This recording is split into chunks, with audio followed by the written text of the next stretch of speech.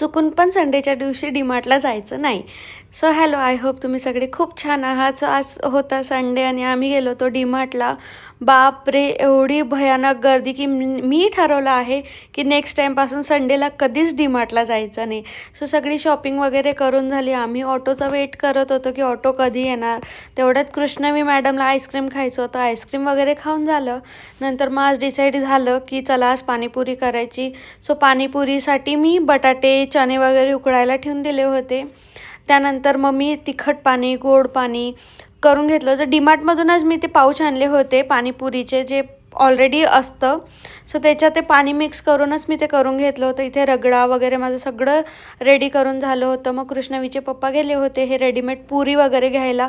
खूप छान भारी झाली होती पाणीपुरी. सगळ्यांचा आराम वगैरे झाला. कृष्णवीला दुपारी ना थोडीशी सर्दी टाईप वाटत होतं. सो मी ना तिला विक्स लावून दिलं, बेबी विक्स. पण ती उठली आणि मी काहीतरी काम करत होते किचनमध्ये आणि मॅडमने पूर्ण अंगाला विक्स लावून